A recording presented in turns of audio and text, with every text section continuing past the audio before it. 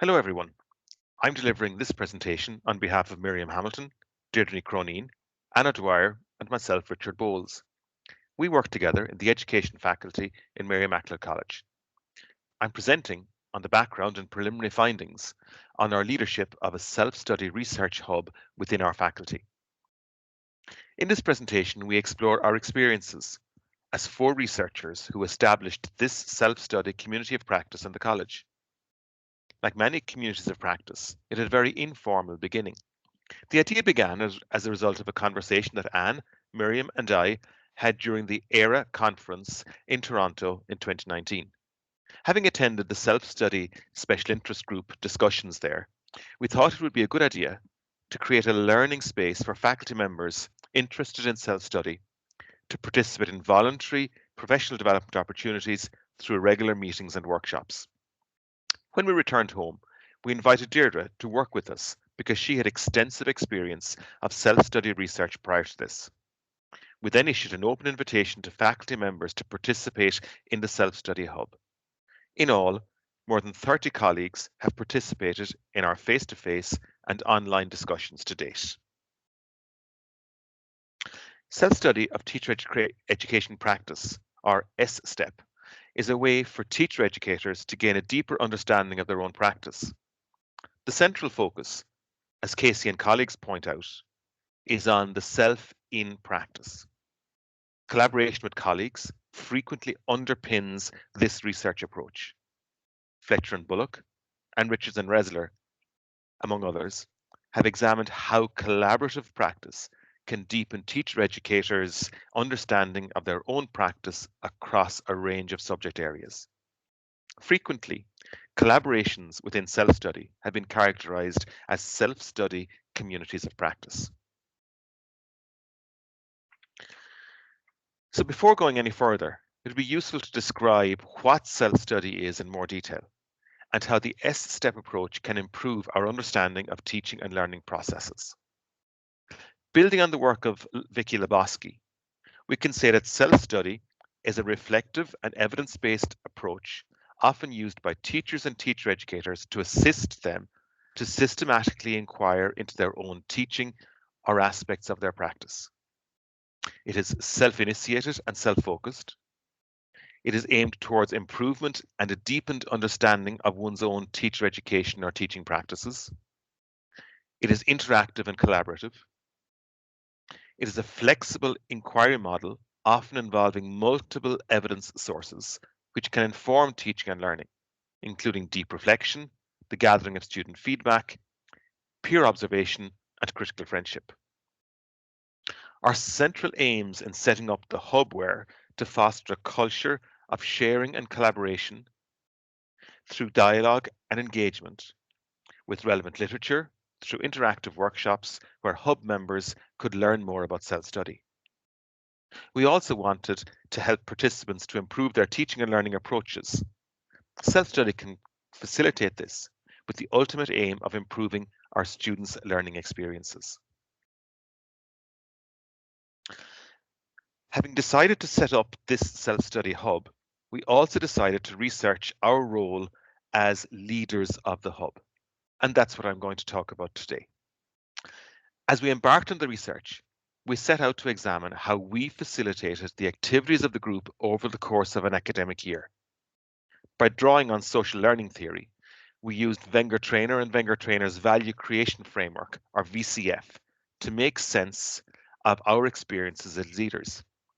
Specifically, our central research objectives were 1, to describe how the Value Creation Framework was used to document the accomplishments of the hub, and 2, to investigate what we had learned about our own practice as we led hub activities. Value Creation Framework consists of 8 non-hierarchical cycles that can be used to describe the learning that takes place in a social learning space. Immediate value, for example, centers on the immediate experience of the participants. This can link to potential value, or what comes out of the experience. While the use of the framework by researchers has been limited to date, Clark and colleagues have employed it more recently in their evaluation of a cross-border SCOTUS project. We suggest it is a framework that can identify a variety of positive impacts that may accrue within a range of teaching and learning contexts. Throughout the 2019-2020 academic year, qualitative data were gathered as follows. Firstly, the leaders held 5 review and planning meetings where our discussions were recorded and subsequently transcribed. Secondly, an external critical friend carried out an individual hour-long interview with each of the leaders using a common semi-structured interview guide. And thirdly, we as Hub leaders updated a VCF template after each Hub event, recording key issues that had occurred during that meeting. This was done collectively and served to document the positive aspects that we had noted for any cycles that we could identify. Data were analysed thematically by the research team. We began with an individual inductive analysis of our critical friend meetings and then worked more deductively on our meeting notes and with the analysis of the value creation frameworks. Our approach was influenced by Brown and Clark's 6-step process, and we think their assertion that theme development tells a particular story aligns with the Wenger trainer's use of value creation stories to articulate the value inherent in learning processes. The findings we present here are very much at a preliminary stage. The research team identified positive impacts of the initiative at each level of the value creation framework. Here, for example, we suggest the Hub participants experienced immediate value as they gained new knowledge about self-study. We identified realized value where they actually initiated new self-study projects themselves. And we noted orienting value where they engaged in critical discussions about their own teaching practices. As Hub leaders ourselves, we enjoyed participating in the shared leadership structure and acknowledged that working to develop trust was an important component of our collaboration. Our involvement caused us to reflect deeply on the successes and challenges of Hub's facilitation and on the potential implications for our own practice as teacher educators.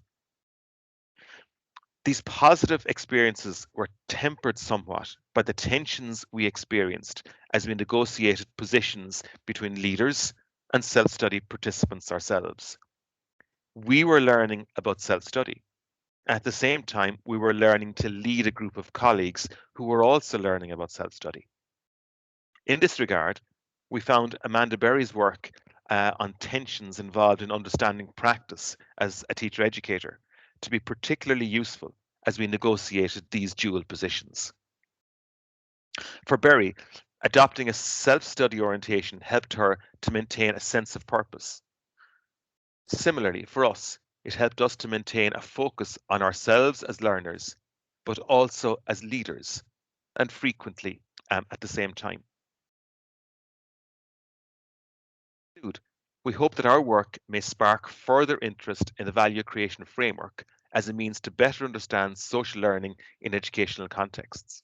Likewise, we would like to extend conversations around the tensions that we, as teacher educators, experience as we carry out a variety of roles, teaching and learning within our faculty. In order to carry out this project, we are very grateful for the funding we received from the Strategic Alignment of Teaching and Learning Fund, administered by the National Forum for the Enhancement of Teaching and Learning in Higher Education. Finally, we would welcome any opportunities to discuss these ideas further and as we refine our own research in this area. Thank you for showing interest in our work.